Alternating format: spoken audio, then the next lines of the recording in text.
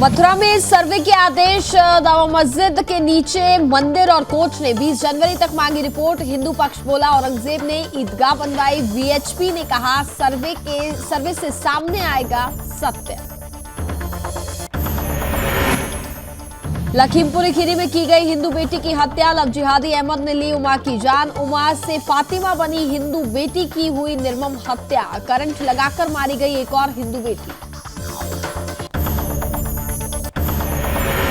कुशीनगर में हुआ बड़ा बवाल, मंदिर में पहुंचकर सद्दाम ने की तोड़फोड़, आरोपी सद्दाम को किया गया गिरफ्तार। इलाके में तनाव के बाद पुलिस का सख्त पहरा।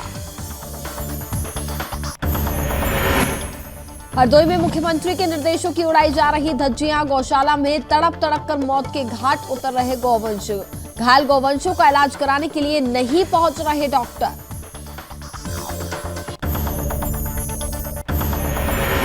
और जिहादियों का लगातार शिकार हो रही आदिवासी युवतियां, मध्य प्रदेश के परसिया में आया लव जिहाद का मामला। पीड़िता के भाई ने लगाई प्रशासन से गुहार, मेरी बेटी को जिहादियों से बचा लो, पीड़ित परिवार का कहना।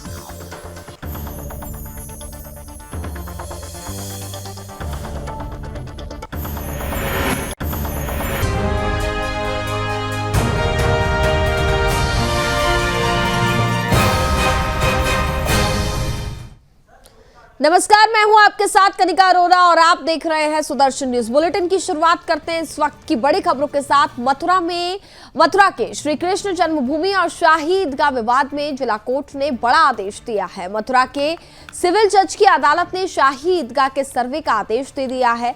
हिंदू पक्ष की अपील पर सीनियर डिवीजन की अदालत ने यह आदेश दिया है। इस आदेश के बाद जहां हिंदू पक्ष में खुशी का माहौल है, तो वहीं मुस्लिम पक्ष ने सवाल खड़े कर दिए हैं। मुस्लिम पक्ष का कहना है कि उन्हें आदेश की जानकारी मीडिया के जरिए मिली और इसके बाद वे सुप्रीम कोर्ट का रुख करने की तैयारी कर रहे हैं। वहीं हिंदू पक्ष दावा कर रहा है कि शाही ईदगाह में स्वास्तिक का चिन्ह है और मस्जिद के अंदर कई मंदिर होने के भी प्रतीक हैं। इसके साथ ही मस्जिद के नीचे भगवान का गर्भगृह भी है और शाही ईदगाह में हिंदू स्थापत्य कला का सबूत भी वहां पर मौजूद है। हिंदू पक्ष चाहता है कि वैज्ञानिक तरीके से पुष्टि की जाए, जिसे लेकर करीब 1 साल पहले याचिका दाखिल की गई थी, जिसमें वीडियोग्राफी की मांग की गई थी।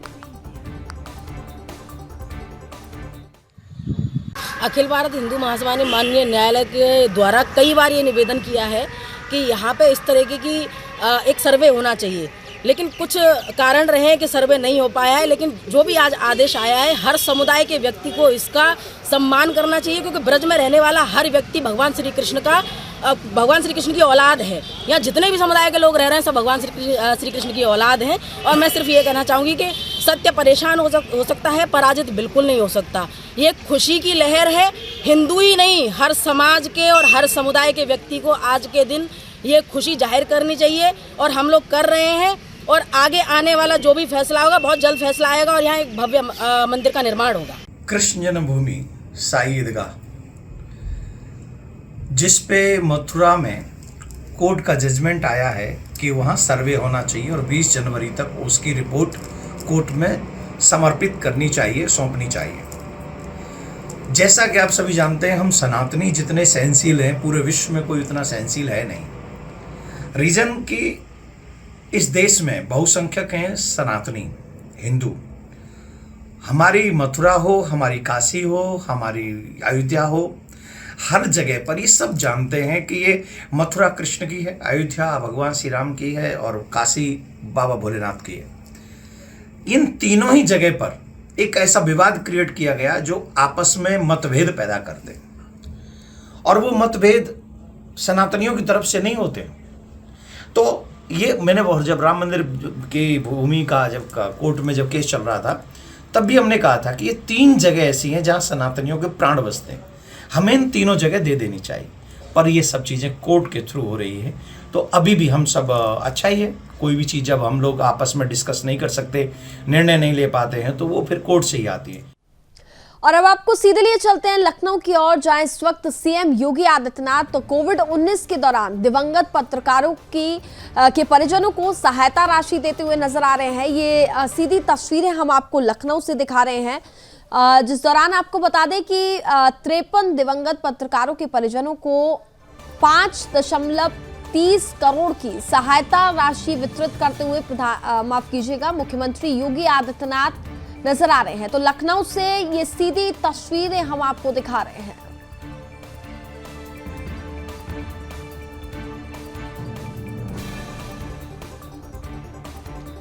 तो देखिए, ये चेक देते हुए सीएम योगी आदित्यनाथ नजर आ रहे हैं। 53 दिवंगत पत्रकारों के परिजनों को ये सहायता राशि दी जा रही है।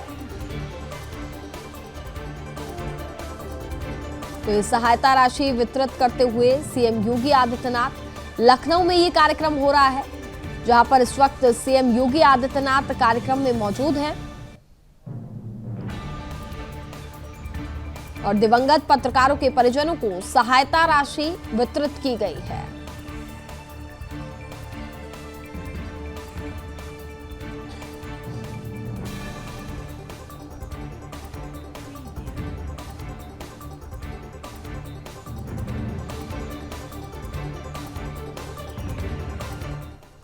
देश में आए दिन लव जिहाद की घटनाएं बढ़ रही हैं। हिंदू बेटियां लव जिहादियों पर भरोसा करती हैं तो उन्हें बदले में मौत मिलती है।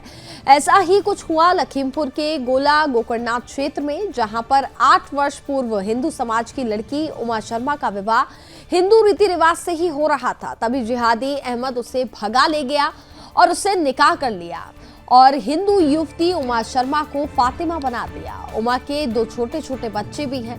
जिहादी परिवार उमा और उसके परिवार पर भी दबाव डालता है और दहेज की मांग भी करता है। जब जिहादी परिवार को उमा से कुछ नहीं मिला तो जिहादी ने उमा को करंट लगाकर उसे मौत के घाट उतार दिया और अपने कमरे में दफन कर दिया। जिसके बाद इस मामले में जब पुलिस को शिकायत मिली तो पुलिस ने मोहम्मद अहमद को गिरफ्तार कर लिया।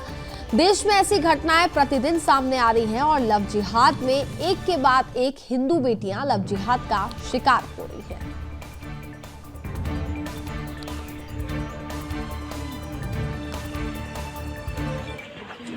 आसिया, ये लड़के का क्या नाम है? ये लड़का आपका कौन है? लड़का है मेरा। लड़का आपका है। मोहम्मद वसीम। सुना है कि इसने जो हिंदू लड़की को यहाँ पर ला करके उसके 2 टुकड़े कर दिए हैं। नहीं टुकड़े। क्या मामला क्या बताओ? टुकड़े थोड़ी कह रहे थे, उससे शादी कर ली। 6-7 साल हो गए, 2 बच्चे हैं। लड़की किस जाति की है? लड़की वो बढ़ई रही है। हिंदू है। हाँ हिंदू। ये बच्चा जो आपकी गोद में है उसी लड़की का ही है। हाँ। कितना समय हो गया शादी किए हुए? हो गया 7 साल। 7 साल हो गया। हाँ। तो सुनने में आ रहा है कि लड़के ने लड़की को मार डाला। बताओ। तो हम भैया थे नहीं यहाँ। आपस में लड़ाई झगड़ा हुआ। अब मार दिया हो या नाम, हम थे नहीं। हम बिटिया यहाँ गए थे, जब फोन करा तब हम आए। कल सुबह 8 बजे पहुँचे। हमने कहा कहाँ, तो बोले कि पता नहीं कहाँ चली गई। तो उनके देखो पता लगाओ। मगर शाम के टाइम हमें बताया इसने कि वो हम लड़ाई उड़ाई हुई तो वो मरी गई। हमके ऐसा कहे करे रहा, हमें थोड़ा पता रहा, मर गई। चुप जा। तब फिर हम गए वकील पर। वकील के नगर ऐसी बात है। लखीमपुर के थाना गोला क्षेत्र अंतर्गत मोहल्ला हफीजपुर के चौकीदार के साथ आसिया नामक महिला थाने पर आई। उसने बताया कि मेरे बेटे मोहम्मद वसी ने मेरी बहू को करंट लगाकर दहेज के कारण मार दिया तथा घर में शव को गाड़ दिया है। इस सूचना पर पुलिस मौके पर पहुंची तथा मजिस्ट्रेट की उपस्थिति में शव को बाहर निकलवाकर मोर्चरी भिजवा दिया है। शव पर कोई जाहिरा चोट के निशान नहीं है। प्रथम दृष्टया मृत्यु का संभावित कारण करंट लगना प्रतीत हो रहा है। आरोपी को हिरासत में लेकर पूछताछ की जा रही है। अभियोग पंजीकृत कर नियमानुसार विधिक कार्रवाई की जा रही है। और एक बार फिर आपको लिए चलते हैं लखनऊ की ओर, जहां इस वक्त सीएम योगी आदित्यनाथ कार्यक्रम में मौजूद हैं। जैसा कि कोविड-19 के दौरान दिवंगत पत्रकारों को, उनके परिजनों को राहत राशि सीएम योगी आदित्यनाथ ने दी है। साथ ही कुछ कह रहे हैं, आपको सुनाते हैं क्या कुछ कह रहे हैं। और उपस्थित भाइयों बहनों, आज का दिन यहां पर हम सब के लिए एक भावुक क्षण है और वह उन सभी मानवीय संवेदनाओं को व्यक्त करने का क्षण है जो वास्तव में प्रत्येक मनुष्य के अंदर स्पंदित होती है। पूरी दुनिया पिछले 3 वर्षों से इस सदी की सबसे बड़ी महामारी की चपेट में रही है। इस दौरान दुनिया ने अनेक उतार चढ़ाव देखे हैं।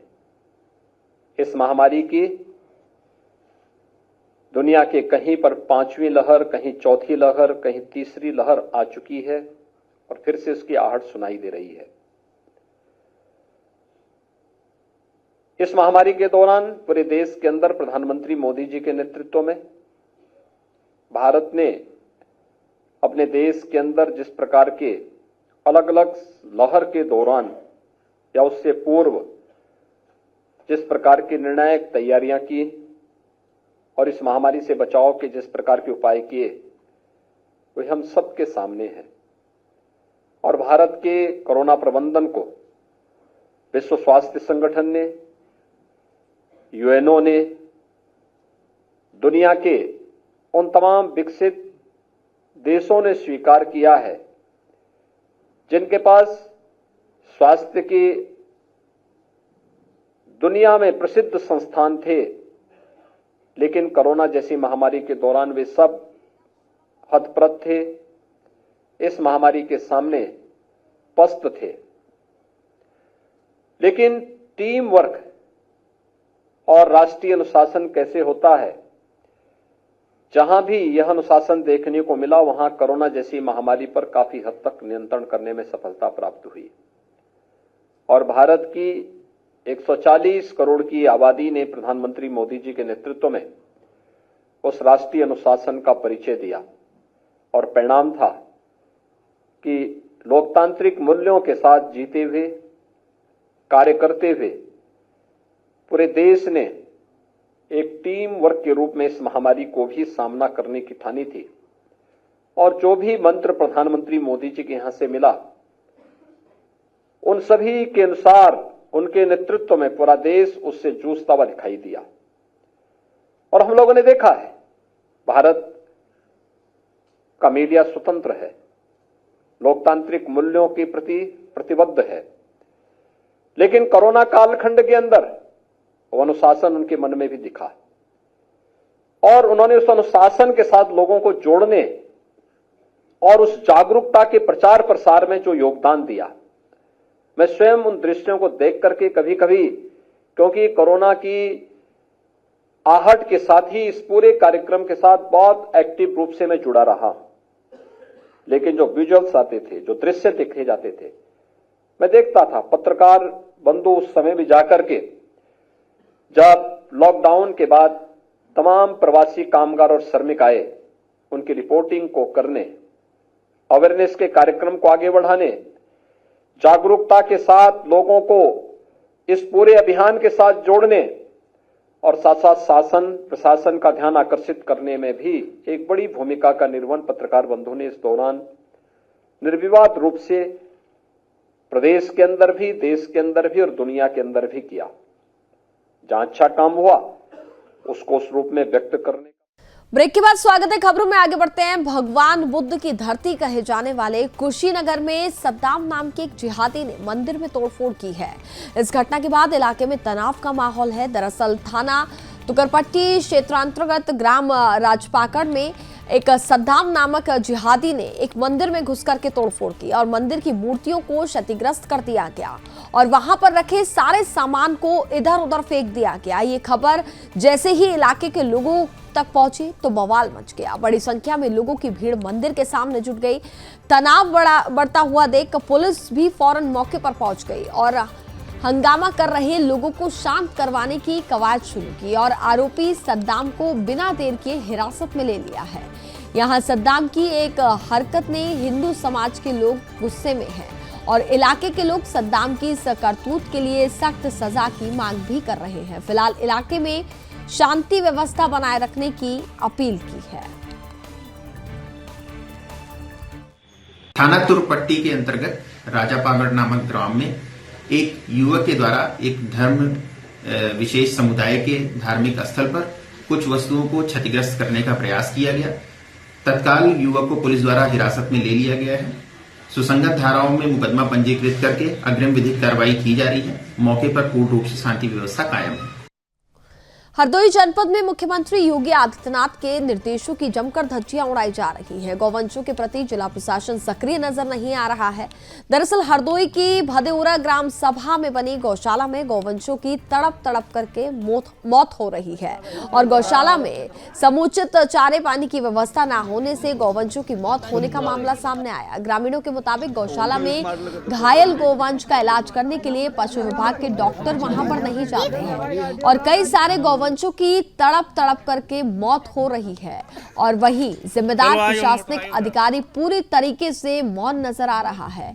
घटना की जानकारी मिलते ही बीडीओ घटनास्थल पर पहुंची और उन्होंने नाराजगी जाहिर करते हुए पशु विभाग के अधिकारियों को तत्काल प्रभाव से समुचित व्यवस्था कराने के निर्देश जारी किए और पूरे प्रकरण को लेकर के बीडीओ के द्वारा मामला जिलाधिकारी मंगला प्रसाद सिंह को अवगत कराया गया। फिलहाल प्रकरण पर जिलाधिकारी ने जांच कमेटी गठित करने के निर्देश दिए हैं और जांच कमेटी के द्वारा जो भी तथ्य निकलकर सामने आएंगे उस पर ठोस कार्रवाई की जाएगी। इस गौशाले में जानवरों की क्षमता कम है, यहाँ पर जानवर बहुत ज़्यादा हैं, इसकी वजह से जानवर मर भी रहे हैं, उनके खाने पीने की व्यवस्था भी नहीं हो रही है। कितने जानवरों की मौत हुई है, कितने घायल हैं? एक की मौत हो चुकी है गाय की, एक अभी निकाली गई है, उसके बाद में यहाँ पर व्यवस्थाएं नहीं है। ब्रेक के बाद स्वागत है खबरों में आगे बढ़ेंगे। खबर उत्तर प्रदेश के चंदौली से है, जहां सदर मुख्यालय स्थित एक निजी अस्पताल से बिजली विभाग के जे इमरान सिद्दीकी और जीएमटी रमेश चौरसिया द्वारा धन उगाही का मामला सामने आया था। निजी अस्पताल के चिकित्सक की शिकायत पर सुदर्शन न्यूज चैनल की टीम ने पूरे मामले का खुलासा किया तो महकमे में हड़कंप मच गया।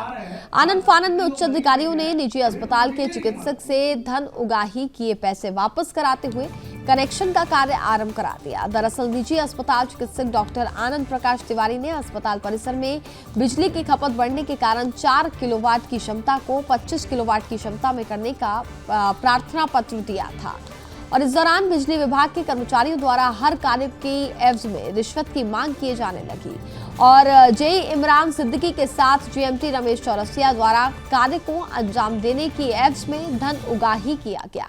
फिलहाल एसडीओ के निर्देश के बाद निजी अस्पताल के नए कनेक्शन का कार्य भी आरंभ हो गया है। अब देखना होगा कि संबंधित महकमा इन प्रकार के कृत्यों से किस तरीके से कर्मियों पर क्या एक्शन करता है। ये चंदौली जनपद के मुख्यालय पे एसडीओ ऑफिस है और केजी नंदा हॉस्पिटल का मामला है। यहाँ पे जेएमटी रमेश चौरसिया जो 25 दिनों से यहाँ के डॉक्टर आनंद प्रकाश तिवारी को धोखा दे रहे थे, पैसे की मांग कर रहे थे और यहाँ के जो कठमुल्ला जेई है, जो यहाँ पे जो जेई है और उसके मिली भगत से आज यहाँ पे एक बहुत बड़ा भ्रष्टाचार बिजली विभाग में देखने को मिला है। यहाँ पे काफ़ी हंगामा हुआ है। किसी तरह मामले को एसडीओ ने यहाँ पे मामले को सुलह समझौता कराया है, लेकिन बिजली विभाग के जो यहाँ पे कुछ भ्रष्ट अधिकारी हैं, यहाँ के जो जेई हैं, जो कोई अंसारी है यहाँ पे फरार हो गए हैं, आज यहाँ पे मौजूद नहीं है। ऐसे लोगों पे योगी सरकार क्या कार्रवाई करेगी? जब योगी सरकार पारदर्शिता की बात करती है और ऐसे जेई सरकार की योजनाओं पर पलीता लगाते हैं, ऐसे जेई के ऊपर कब कार्रवाई की जाएगी? प्रशांत सिंह, जिला संवाददाता, जनपद चंदौली। खबरों में आगे बढ़ते हैं। उत्तर प्रदेश राज्य विद्युत परिषद जूनियर इंजीनियर संगठन के 75वें महाधिवेशन के बाद हुए चुनाव में केंद्रीय अध्यक्ष पद और जयप्रकाश को निर्वाचित किया गया। वहीं केंद्रीय महासचिव के पद पर जीबी पटेल निर्वाचित हुए। केंद्रीय अध्यक्ष जयप्रकाश ने कहा कि संगठन सरकार के निर्देश पर निर्बाध रूप से 24 घंटे बेहतर उपभोक्ता सेवा के लिए कटिबद्ध है।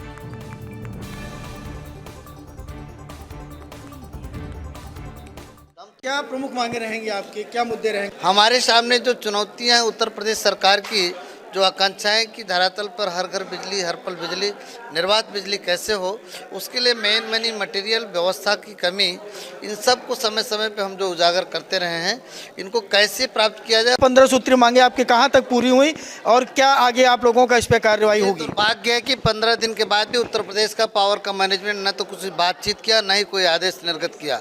इसीलिए आज उत्तर प्रदेश की जो बिजली संगठनों का सामूहिक संगठन है, विद्युत कर्मचारी संयुक्त संघर्ष समिति, आज सायंकाल फिलहाल एक बैठक होने जा रही है और बैठक करके हम विस्तार से चर्चा करेंगे, चिंतन करेंगे और क्या निर्णय होगा वो आपके बीच में ससमय बताएंगे कि यहाँ पर सरकार भी है और यहाँ पर नीचे के सेवक भी हैं। लोकतंत्र में जनमानस में जनता के प्रतिनिधि सर्वोपरि हैं और लोकतंत्र में जनता का चुना हुआ नुमाइंदा जो सरकार बैठी है, लेकिन उसके नीचे का जो कार्यकर्ता है, जो अधिकारी है, मैनेजमेंट तो गायब है। ये नवनियुक्त केंद्रीय अध्यक्ष जयप्रकाश जी का कहना है। रवि शर्मा, सुदर्शन न्यूज, लखनऊ। फिरोजाबाद में जरूरतमंदों को सर्दी से बचाने के लिए एसडीएम ने कंबल बांटे हैं और इसके साथ ही रैन बसेरा और अलाव की व्यवस्थाओं का भी औचक निरीक्षण किया। दरअसल सिरसागंज नगर में एसडीएम अभिषेक कुमार सिंह ने रैन बसेरे और साथ ही नगर में जगह जगह बनाए गए अलाव की व्यवस्थाओं का औचक निरीक्षण किया। निरीक्षण के दौरान एसडीएम सिरसागंज विवेक कुमार मिश्रा और तहसीलदार लालता प्रसाद भी वहां पर मौजूद रहे।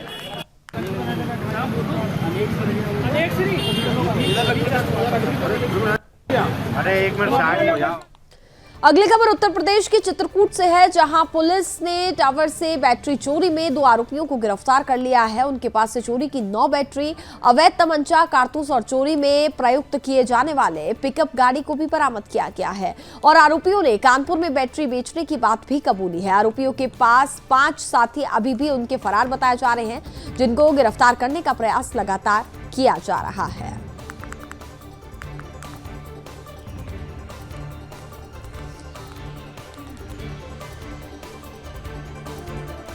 जी 27 और 28 नवंबर 2022 की रात को मानिकपुर थाना क्षेत्र के अंतर्गत ऊंचाडी इंडस टावर्स से 68 बैटरीज की चोरी की गई थी और तभी से हमारी जो टीम है, स्वॉट टीम और थाना मानिकपुर की टीम इस घटना के अनावरण में लगी हुई थी।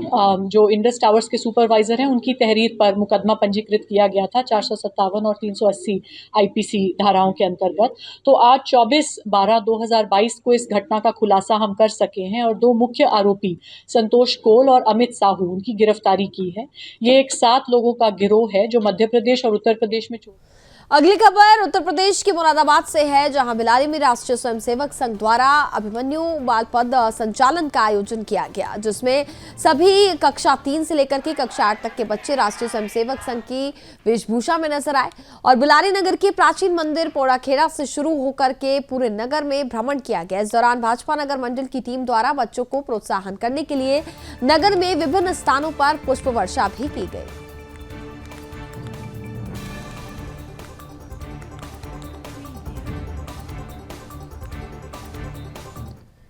मध्य प्रदेश के परासिया तहसील के अंतर्गत जाटा छापर गांव की रहने वाली एक हिंदू लड़की और मुस्लिम युवक से विवाह आवेदन की खबर सामने आई, जिसमें लड़की के भाई ने हिंदू संगठनों के साथ जाकर शासन प्रशासन के सामने मदद की गुहार लगाई है। लड़की के भाई का कहना है कि ये विवाह ना हो पाए क्योंकि मध्य प्रदेश सरकार ने ऐसी शादियों पर बैन लगाया है। आपको बता दें कि हिंदू लड़की नर्स की नौकरी कर रही है और मुस्लिम युवक गैरेज में काम करता है।